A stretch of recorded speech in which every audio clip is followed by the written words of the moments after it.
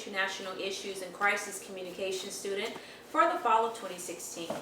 My case study for today discusses Nike and their alleged labor abuses in emerging countries. Nike, originally known as Blue Ribbon Sports, was founded by University of Oregon track athlete Philip Knight and his coach Bill Bowerman in January 1964. The company initially operated as a distributor from Japanese shoemaker Onitsuka Tiger. By 1971, the relationship came to a close, and BRS prepared to launch their own line of footwear bearing the newly designed swoosh.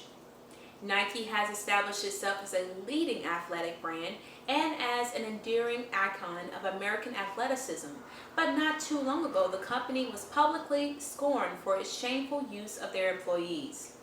Nike employees faced horrible health and safety issues, wages and poverty, harassment, dismissal, lack of business etiquette, and violent intimidation, despite its pledge in 2008 to improve conditions for the 5,000-strong global workforce.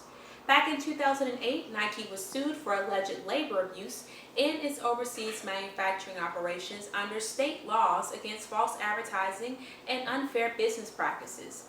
Fort Mason Foundation Executive Director Mark Chasity announced and accused Nike for misleading California consumers by claiming that their workforce was well treated and well paid. The company denied intentional misconduct of any sort. Several multinational companies outsource production activities in countries where ethical standards differed from developed countries, which often is the majority of their consumer market. This is particularly the case of multinational producing sporting goods such as Reebok, Adidas, and Puma, which are also Nike's competitors. With Nike being a marketing-oriented company, endorsements derive from famous athletes that has a global and can be seen in traditional and non-traditional media. A reading of Nike's SEC filing in 2015 presented that its endorsements were worth $30.6 billion, while in comparison, Reebok's endorsements were only worth $830 million. Nike subcontracted its production of shoes and athletic gears to emerging nations to minimize the cost of manufacturers and increase profits. Workers, mainly young women, were paid less than $1 a day while working 6 days a week, making multinational Nike the main target and symbol of unethical behavior. Nike's sweatshop behavior resulted in unfair wages, workers refusing to wear protective gear for fear of having a heat stroke on the factory floor. In other areas of the factory, strict quotas placed a lot of pressure on workers to produce as many shoes as physically possible. Supervisors were unable to communicate their demands due to language barriers and would result to hitting the workers or making them stand outside in the dry heat if they were caught not working hard enough or talking entirely too much. In increasing the profits and keeping the stakeholders happy, Nike forgot its ethical implications of outsourcing. The government and workers of the countries of subcontracting in an attempt to improve poverty and economic development remained back from ethical choices of the multinational, sometimes opening doors for labor and even abuse. Nike sweatshops were unethical practices of businesses resulting in addressing ethical problems from tangible elements. The company currently undertakes to recognize the right of workers to freedom of association and not to practice any form of discrimination, although there still remained lack of control, transparency, and even sanctions. Nike's response to the crisis comes more of a notion of social and moral responsibility of the business and reputation of the company. The company's balance between economic and ethical objectives should have structured a layout for labor protection and the work environment. Subcontractors and the government should have retained an earlier agreement with Nike to accept the company's established Code of Conduct, Memorandum of Understanding to eliminate forced labor and to apply legal provisions. Nike factories, which were owned by Korean and Taiwanese subcontractors, employed over 500,000 people.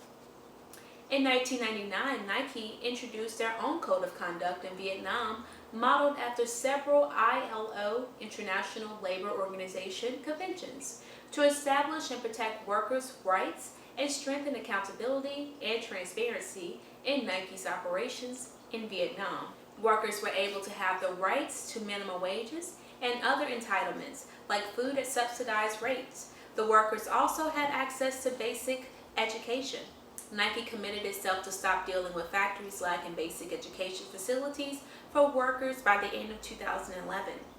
Nike also planned to benefit a target number of about 1,000 families in Vietnam through its micro-enterprise loan program and extended the program to residents of communities in which Nike factories were operational.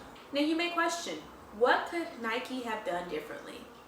The corporation should have implemented daily assessments where manufacturing and production proceeded.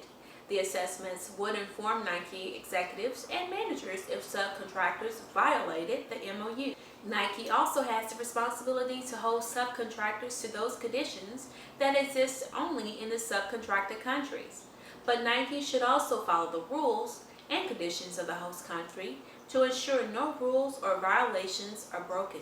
If it insisted on prevailing conditions in the United States, there would be little reason for Nike to seek contractors from outside countries. However, through pressure or contractual concessions, it is possible for Nike to seek ways to improve the conditions of workers in supplying countries. And in conclusion, the corporation should not have been solely responsible for the working conditions in the emerging companies, simply because Nike did not completely own the factories. The work and the manufacturing are subcontracted to a local or domestic company in that particular country. Although Nike may be technically removed from responsibility in some areas, it clearly has the obligation to be certain that exploitation by subcontractors do not occur. Nike is a publicly owned firm whose goal is to improve the wealth of its shareholders. The workers in these countries were happy, even eager, to accept the conditions that were provided as a manufacturer of Nike. The reason is that those wages were probably equal or superior to wages available from other sources. If Nike were to leave the country because of the pressures placed upon it, the workers would undoubtedly suffer greatly. Thank you again. I'm Chasity Evans.